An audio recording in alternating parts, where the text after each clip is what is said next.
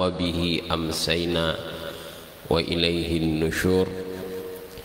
أشهد أن لا إله إلا الله وحده لا شريك له، وأشهد أن محمدا عبده ورسوله لا نبي ولا رسول بعده. اللهم فصل وسلم وبارك على سيدنا محمد وعلى آله وصحبه وسلم تسليما. اللهم آتي نفسي تقواها وزكيها أنت خير من زكاها أنت وليها ومولاها. Amin ya rabbal alamin. Jamaah salat subuh Masjid Darussalam dan kaum muslimin muslimat yang kami cintai, alhamdulillah hingga hari ini kita sudah melaksanakan puasa Ramadan hingga hari ke-17 insyaallah, dan kita bersyukur alhamdulillah kita mampu menjalankan puasa Ramadan ini dengan baik, meskipun mungkin bagi kaum muslimin yang bekerja di luar ya situasinya memang sangat panas, tapi disitulah ujian kesabaran bagi orang yang berpuasa. Oleh sebab itu maka bulan puasa ini disebut sebagai bulan kesabaran, dan kita mohon kepada Allah Subhanahu wa taala mudah-mudahan kita tuntas menjalankan puasa ini, tidak ada satu halangan apapun. Dan di bulan atau di hari ke-17 ini biasanya ya dalam madhab di Indonesia diperingati sebagai hari turunnya atau malam turunnya Al-Quran, yakni turun pertama kali Al-Quran pada tanggal 17 ya, dalam satu riwayat yang juga dianut ya, dalam apa namanya pemikiran ataupun mazhab yang ada di Indonesia ini sebagai malam turunnya pertama kali Al-Quran ya dari sama'id dunya, dari langit yang paling bawah ya. Setelah Al-Quran turun diterima oleh malaikat Jibril ya, dan kemudian disimpan ya Al-Quran itu sebagai wahyu utuh ya di Lauhul Mahfuz, yakni di Inda Sidratil Muntaha, di catatan di langit ke-7, lalu kemudian disaling turun pada Lailatul Qadar ya ke langit yang paling bawah, yakni langit yang paling dekat dengan dunia ini. Lalu kemudian Allah merintahkan kalamnya itu disampaikan pertama kali pada tanggal 17 Ramadan, yaitu ketika Rasulullah SAW sedang melakukan tahannuts, yakni beribadah berdasarkan tradisi ketika itu karena belum menjadi nabi, yakni berdasarkan ajaran Nabi Ibrahim di Gua Hira, menerima wahyu pertama kali ya berupa surat Al-Alaq ayat 1 sampai ayat 5. Itulah yang kemudian kita peringati ya. Kan tetapi yang penting ya dari turunnya Al-Quran itu ya sebagaimana yang difirmankan Allah, a'udzubillahi minasyaitonirrajim, adalah wa nunazzilu minal qur'ani ma huwa syifaa'un wa rahmatun lil mu'minin wa la yazididz zalimina illa khasara. Ini yang paling penting bagi kita sebagai kaum yang beriman. untuk meyakini dan mengimani bahwa Al-Quran itu tidak diturunkan oleh Allah, ya, melainkan Al-Quran itu diturunkan untuk menjadi syifa, menjadi obat, warahmah, dan menjadi rahmat, ya, bagi kaum yang beriman. Kenapa disebut kaum beriman? Bukan untuk semua yang ada di dunia, untuk manusia, untuk seluruh manusia.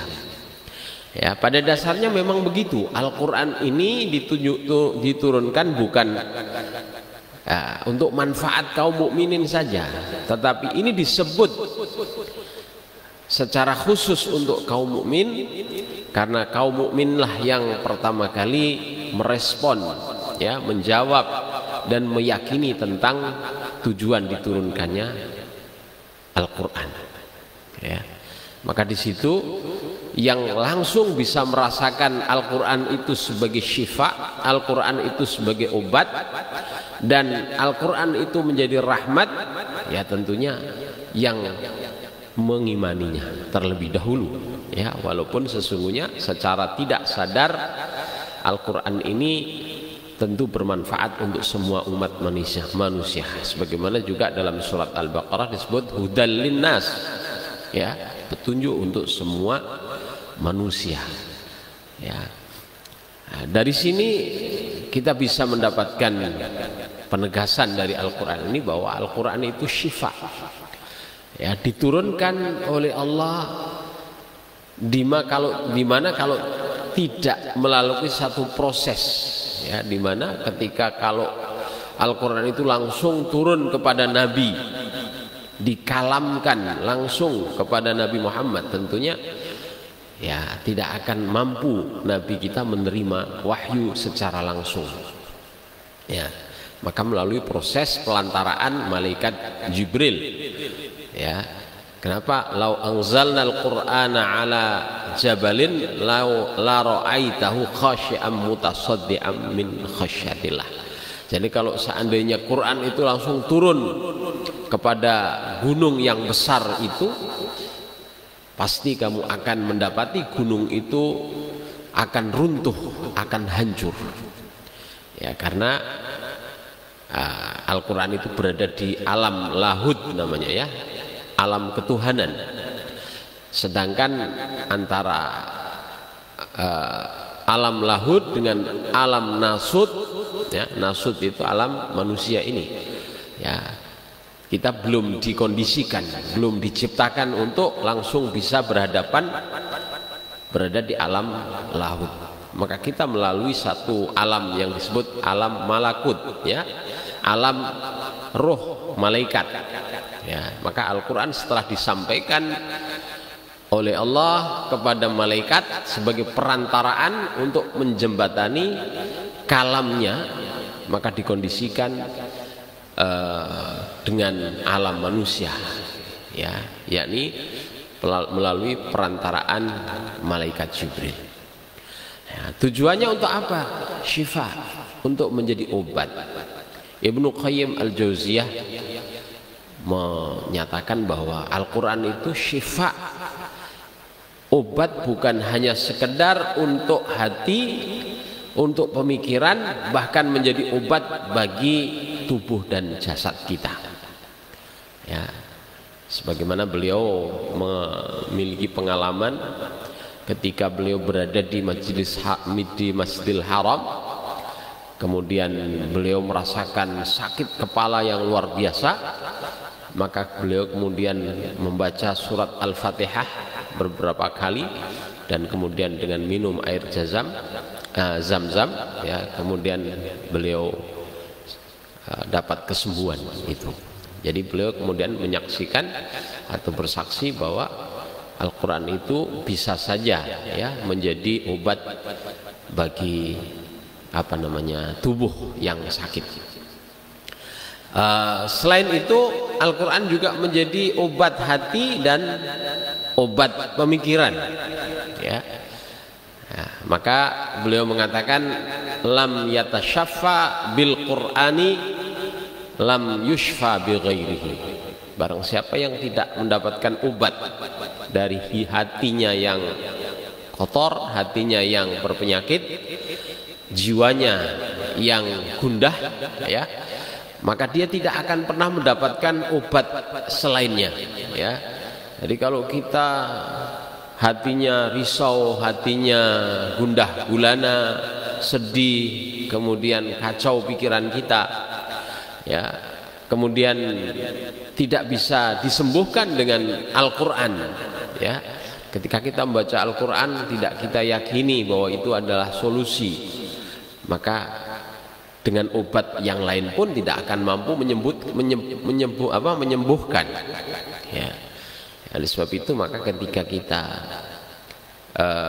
membaca Al-Quran harus kita niatkan, ya, satu, ya, niatkan beribadah, ya. Salah satu cara bagaimana kita berinteraksi dengan Al-Quran itu ketika kita awal membuka Al-Quran, ya, biniyatil ta'abbud, ya, berniat untuk beribadah, ya, ini taqarrub ilallah, ya. Salah satu perintah Allah untuk menjadikan sarana untuk mendekatkan diri kepada Allah sebagaimana firman-Nya, ya ayyuhalladzina amanu taqullaha wabtaghu ilaihil wasilah, ya Allah, wahai orang-orang yang beriman, bertakwalah kepada Allah dan carilah sarana untuk mendekatkan diri kepada Allah, ya. Salah satunya adalah dengan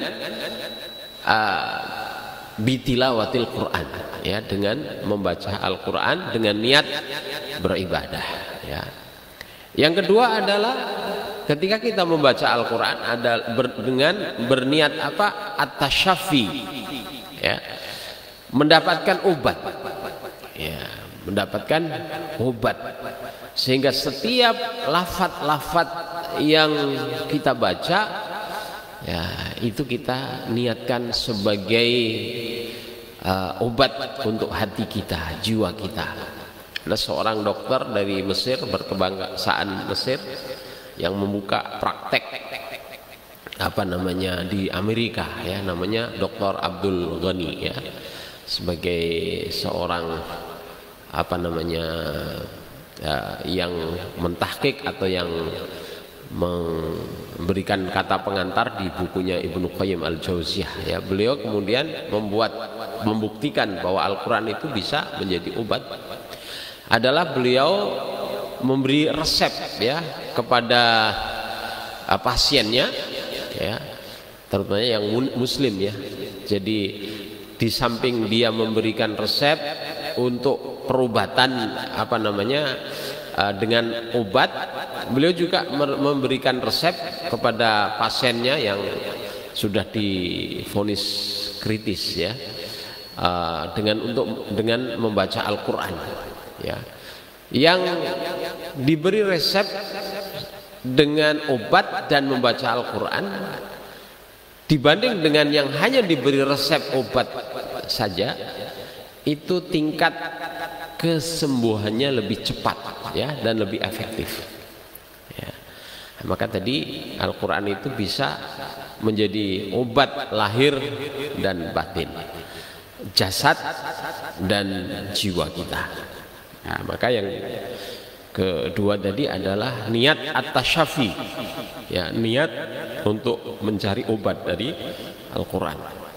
Yang ketiga adalah ketika kita membaca Al-Quran adalah dengan niat bitahaddi, ya, bitahaddi, yakni niat untuk mendapatkan petunjuk, ya, solusi dalam persoalan hidup kita. Misalnya ada masalah apa, ya, di keluarga kita, dalam diri kita, ya, maka biasakan kita ketika membaca Al-Quran itu niat mendapatkan ilham, mendapatkan petunjuk solusi dari persoalan hidup kita. Saya punya seorang kawan, ya, di Jakarta, almarhum beliau itu setiap pagi sebelum berangkat kerja beliau berusaha untuk mendapatkan petunjuk dari Al-Quran. Minimal beliau membaca 1 halaman Al-Quran.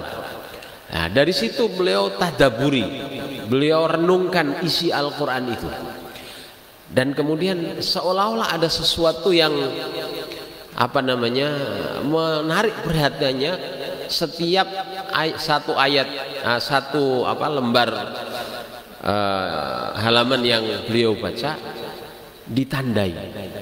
Ya, ada satu ayat saja yang dia tandai dan itu berusaha untuk diamalkan pada hari itu. Ya. Jadi ini tahaddi, yakni mencari petunjuk untuk dilaksanakan pada hari itu. Maka beliau ketika itu, masya Allah ya, sampai beliau punya masjid. Ya, ketika beliau bangun rumah, pas membaca surat innama ya'muru masajidallah itu, ya, ketika ayat ini mengatakan sesungguhnya yang memakmurkan masjid itu adalah orang-orang yang beriman. Waktu itu beliau membangun rumah, ya, dan membangun masjid. Tapi ketika beliau membangun rumahnya itu dirasa lebih megah daripada masjid yang dibangun, maka dia berhenti dari membangun rumahnya. Beliau teruskan hanya membangun dan menyelesaikan masjidnya terlebih dahulu. Karena pikiran dia seolah-olah ditegur oleh Allah. Ya, kenapa kamu memperhatikan rumahmu sendiri lebih besar daripada rumah Allah?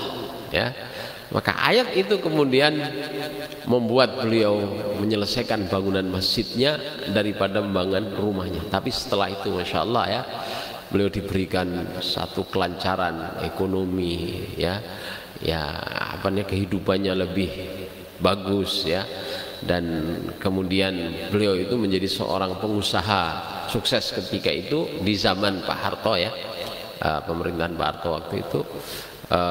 Beliau mendapatkan banyak, ya, peluang-peluang kesempatan, ya, walaupun awalnya beliau bukan terkenal, orang biasa, ya. Jadi di situ 3 perkara yang harus kita lakukan, ya, untuk meyakini bahwa Al-Quran itu diturunkan oleh Allah, ya, bukan ma anzalnal Qur'ana litashqa, ya. Al-Quran itu tidak diturunkan untuk membuat kita celaka, tapi adalah untuk syifa wa rahmah wa hudan, ya. Makanya ketika kita sekali lagi membaca Al-Quran, minimal ada 3 yang harus kita niatkan dalam hati. Yang pertama adalah apa tadi? Ya, asy-syifa, ya, untuk niat ta'abbud. Yang pertama adalah untuk niat beribadah, taqarrub ilallah, ya. Yang kedua adalah untuk niat at-tasyafi, ya, niat untuk mencari obat, ya, obat hati, obat jiwa, obat fisik kita, ya. Yang ketiga adalah at-tahaddi, mencari petunjuk, ya, petunjuk dari Al-Quran. Dan kita laksanakan, setiap kita mendapatkannya kita laksanakan. Maka insyaallah la'allakum tahtadun, la'allahum yarsyudun, ya. Mudah-mudahan kita mendapatkan solusi, obat, bimbingan, dan dinilai ibadah di sisi Allah Subhanahu wa taala, ya. Demikianlah insyaallah hikmah, ya, dan tujuan Al-Quran diturunkan ke muka bumi ini demi rahmat dan kebaikan untuk semuanya. Alhamdulillahirabbil alamin. Assalamualaikum warahmatullahi wabarakatuh.